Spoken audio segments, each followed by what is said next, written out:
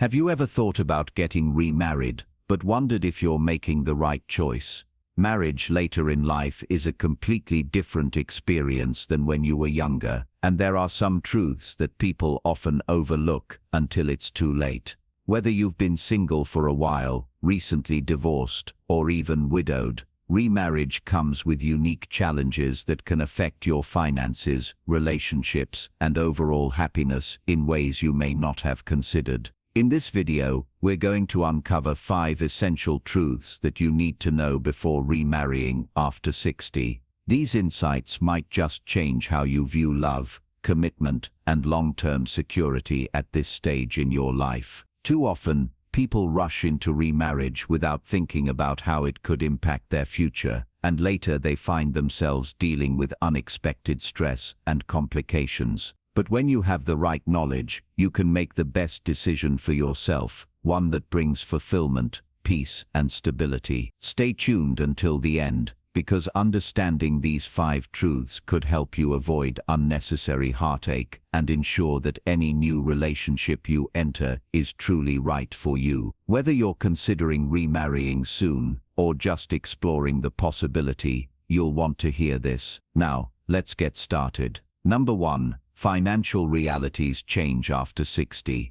One of the biggest surprises people face when remarrying later in life is how much it can impact their financial situation. Many assume that getting married again is simply about love and companionship, but the reality is that marriage is also a legal and financial commitment. If you're not careful, it can affect your retirement savings, social security benefits, pensions, and even what you leave behind for your children or loved ones. The last thing you want is to enter a marriage believing it will make life easier, only to realize later that it has complicated your financial future in ways you never expected. One major consideration is how remarriage affects social security benefits. Many people don't realize that if you are receiving benefits based on a former spouse's work record, those benefits may be reduced or even eliminated once you remarry. This can come as a shock, especially if you are relying on that income to maintain your lifestyle. Additionally, pensions and survivor benefits often come with restrictions, some of which are voided upon remarriage. If you or your partner receive pension payments, it's worth reviewing the terms carefully before making any decisions. Beyond government benefits, there's also the issue of retirement savings and estate planning. When you marry, your financial situation is no longer just about you. It now involves another person's assets, debts, and spending habits. Even if you and your new spouse keep separate bank accounts, state laws may impact how assets are divided in the event of a divorce or passing. If you have children or grandchildren, you'll also want to consider how a new marriage affects their inheritance. Many people assume they can simply leave their assets to their kids as planned, but remarriage often changes legal rights regarding property and wealth distribution. Take Robert, for example, a 72-year-old who remarried after being widowed. He had always assumed that his children would inherit his estate, but after his remarriage, he learned that his new wife had legal claims to his assets, which meant his children could end up receiving less than he originally intended. He had to navigate difficult conversations and legal changes to ensure that everyone he cared about was protected. If you're considering remarriage, take the time to talk to a financial advisor or an estate planner. Make sure you understand how it will impact your financial situation, your retirement, and any assets you plan to pass down. These conversations may not feel romantic, but they are essential for protecting your future. Number 2. Family dynamics can get complicated. When you remarry later in life, you're not just blending 2 lives, you're blending families, histories, and expectations. And while love might bring 2 people together, family relationships can introduce complexities you don't anticipate. Unlike younger couples who are building a life from the ground up,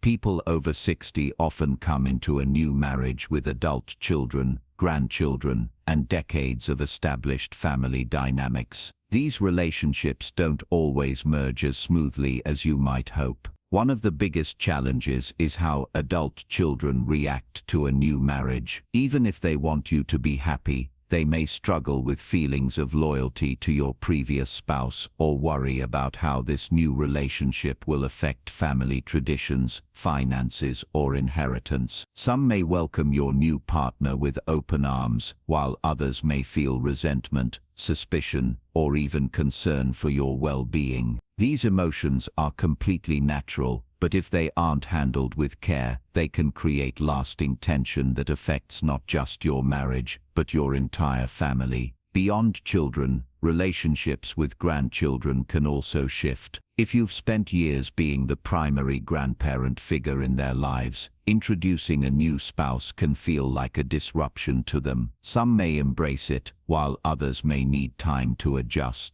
The same goes for your new spouse's family, if they have children or grandchildren of their own. Blending traditions and expectations can take patience and understanding. Another factor to consider is how remarriage affects inheritance and financial matters. It's not uncommon for children to worry that a new spouse might change existing wills, alter financial plans, or even receive a portion of what they assumed was meant for them. And while money may not be the focus of your new relationship, it's often an underlying concern for family members. Some conflicts arise not because of greed, but because children want to ensure that their parents' legacy is honored the way it was originally intended. Take Susan, for example. At 68, she remarried after being single for over a decade. She assumed her children would be happy for her, but instead, she found herself navigating uncomfortable conversations about inheritance, holiday traditions, and even where she would live. While she knew her kids loved her, she quickly realized that her new marriage required open discussions and reassurances to maintain harmony within the family. If you're considering remarriage, take time to talk with your family. Be open about your intentions, listen to their concerns, and set clear expectations about what will and won't change. It may take time for everyone to adjust, but addressing these concerns early on can prevent misunderstandings and resentment later. The key is to approach these conversations with patience, honesty, and reassurance that your decision is about finding companionship while still valuing the relationships you've built over the years. If you're still watching this video and finding these insights valuable, please comment number 2 below to let me know you're here.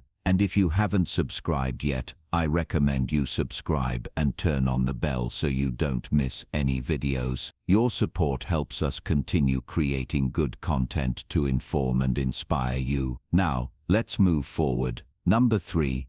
Emotional expectations are different at this stage in life. Relationships look different than they did decades ago. When you were younger, marriage often revolved around building a life together, raising children, buying a home, growing careers. But after 60, priorities shift. Marriage isn't necessarily about starting from scratch. It's about companionship, emotional support, and maintaining independence while sharing life with someone. This change in dynamic is something many people don't fully consider before remarrying, and it can lead to unexpected challenges. One of the biggest differences is the level of independence each person brings into the marriage. By the time you reach your 60s, 70s, or beyond, you've already established routines, habits, and a way of living that suits you. You may have your own home, personal hobbies, and a daily rhythm that makes you feel comfortable. A new marriage introduces another person's habits, lifestyle preferences, and expectations into your world, and that adjustment isn't always easy. Some people expect remarriage to be as effortless as finding the right partner, but in reality, it requires careful navigation of boundaries, personal space, and individual identity. Unlike younger couples who may be building financial security together, later in life marriages often involve two individuals who are already financially stable and emotionally self-sufficient. This means that the reasons for coming together are different. Love, companionship, and shared experiences become more important than external achievements. However, this also means that both partners need to be clear about their expectations, how much time they want to spend together, how they handle disagreements, and how they maintain personal independence while still nurturing the relationship.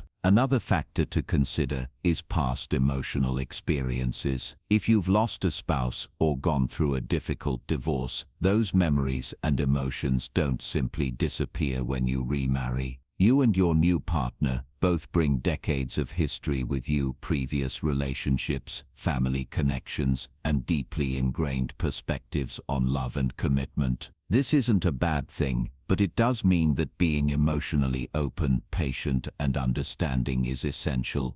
Communicate, express affection, or handle disagreements may be shaped by past experiences, and learning how to navigate those differences is key to a successful second marriage. Take Harold, for example. At 75, he found love again, after being widowed for several years, but what he didn't expect was how different this new relationship felt compared to his first marriage. His late wife had been his partner for decades, and the way they functioned as a couple was deeply ingrained in him. His new wife, meanwhile, had been divorced for many years and valued her independence in ways he hadn't encountered before. It took time for them to find their rhythm, to balance closeness with personal space, to communicate without comparing the past, and to fully embrace the unique dynamic of their marriage. If you're thinking about remarrying, ask yourself, what do you truly want out of this relationship? Are you looking for companionship without too much change in your daily routine? Do you want to share a home, or would you prefer to maintain separate living spaces? Are you emotionally ready for the realities of blending two established lives? The answers to these questions can help ensure that your next marriage is built on mutual understanding rather than unmet expectations. Number 4, legal considerations matter more than you think. Marriage isn't just an emotional commitment, it's a legal contract. And when you remarry after 60, the legal aspects of that contract can be far more complex than they were in your younger years. Many people assume that love alone is enough to make a marriage work, but without understanding the legal implications, you might find yourself facing unexpected consequences down the road. From prenuptial agreements to medical decision-making rights, there are critical legal matters that should be addressed before you say "I do." One of the first things to consider is how remarriage affects your estate planning. When you marry, your spouse may automatically gain certain legal rights to your assets, even if you intended to leave them to your children, grandchildren, or other loved ones. Without a clear plan in place, your estate could be divided in ways you never anticipated.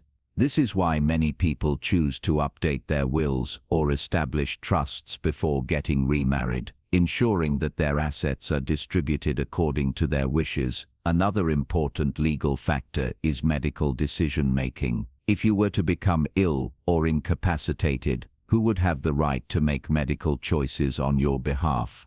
In many cases, a spouse is automatically given priority over adult children or other family members. This can create tension, particularly if your new spouse and your children have different opinions on your care. Setting up advance directives or a medical power of attorney can clarify your wishes and prevent potential conflicts before they arise. Prenuptial agreements are another tool that can provide clarity and protection for both partners.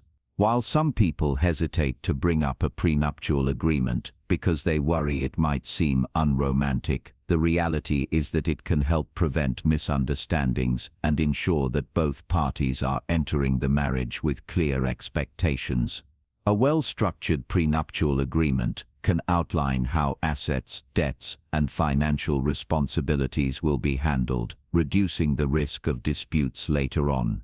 Take Eleanor, for example. At 67, she fell in love and was excited about remarrying, but she also had significant assets that she wanted to leave to her children. She and her fiancé had an open conversation and decided to draft a prenuptial agreement that clearly defined their financial boundaries. This not only gave her peace of mind, but also reassured her children that their inheritance was secure. Legal matters aren't always comfortable to talk about, but they are necessary. If you're considering remarriage, it's wise to sit down with an attorney who specializes in estate planning and family law. Having these discussions early on can prevent confusion and stress later, allowing you to focus on what truly matters, building a fulfilling and secure relationship. If you're still watching this video and finding these insights valuable, please comment number 4 below to let me know you're here. And if you haven't subscribed yet, I recommend you subscribe and turn on the bell so you don't miss any videos. Your support helps us continue creating good content to inform and inspire you. Now let's move forward. Number 5. The definition of happiness changes with age. As we get older, our understanding of happiness shifts. In our younger years, marriage often symbolizes building a future, raising a family, establishing financial security, or creating a shared life from the ground up.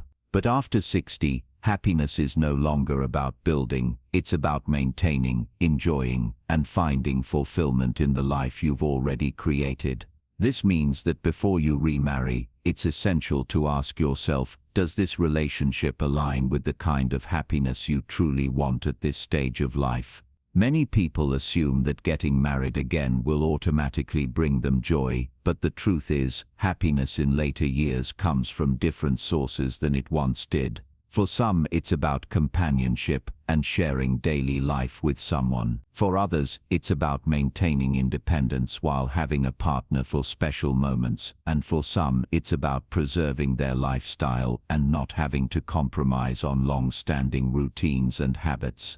The key is understanding what happiness looks like for you now, not what it meant 30 or 40 years ago. One of the biggest mistakes people make when remarrying after 60 is assuming that love alone will solve loneliness.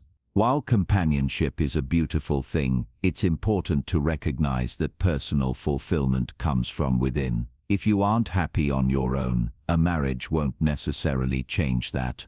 In fact, entering a marriage with the expectation that it will complete you can lead to disappointment, especially if the realities of sharing your life with someone feel more restrictive than you expected. Another thing to consider is lifestyle compatibility. At this stage in life, you likely have well-established routines, how you spend your mornings, how you like to travel, even how you manage your social life. If your new partner has a drastically different way of living, it could create friction rather than happiness. Some people are more spontaneous, while others prefer structure. Some enjoy quiet evenings at home, while others thrive in social settings. If you and your potential spouse aren't aligned in these ways, it's worth thinking about how much you're willing to adjust, or if those adjustments would ultimately make you happier. Take Frank, for example. At 72, he met someone wonderful and quickly remarried, believing that companionship would fill the void of his previous marriage. But as time went on, he realized that his new wife had very different expectations. She wanted to travel frequently, while he preferred staying close to home. She was highly social, while he cherished quiet time. While they cared for each other, they struggled to find common ground, and Frank often felt like he had lost some of the freedom and comfort he had valued in his single years. Before you remarry, take time to reflect on what truly makes you happy. Do you want a traditional marriage where you share everything, or would you prefer companionship with personal space? Would you be happier living separately but maintaining a committed relationship? There is no right or wrong answer, only what feels right for you. The most important thing is to ensure that any decision you make supports your long-term happiness, rather than disrupting the peace and fulfillment you've already built in your life. Final thoughts. As we wrap up this video, take a moment to reflect on what we've covered. Remarrying after 60 can be a wonderful experience, but it's also a decision that comes with important realities, ones that too many people overlook until they're already in the middle of it. From financial considerations to family dynamics, emotional expectations, legal implications, and your own personal definition of happiness, these are all factors that deserve careful thought before making such a life-changing commitment. The truth is, marriage at this stage of life isn't about following old traditions, it's about making a choice that truly serves you. Some people find deep fulfillment in remarrying, while others realize that they're happiest maintaining their independence or exploring alternative forms of companionship. The most important thing is that whatever path you choose, it aligns with your values, your lifestyle, and your long-term well-being. If today's video has given you something to think about, I encourage you to take your time before making any decisions. Have the necessary conversations with your loved ones, seek financial and legal guidance, and most importantly, listen to your own needs. There's no rush. This stage of life is about embracing what makes you truly happy, not what others expect or what society tells you is normal. Thank you for joining us today. We'd love to hear from you. Leave a comment below and share one thing you learned today and how you plan to use it in your life. Your thoughts are important to us, so don't hesitate to share them. Reading your comments gives us great motivation and encouragement. If you enjoyed this video and found it helpful, please like, subscribe, and share. Your support helps us continue creating good content to inform and inspire you. Thanks for watching, and we look forward to seeing you in the next video.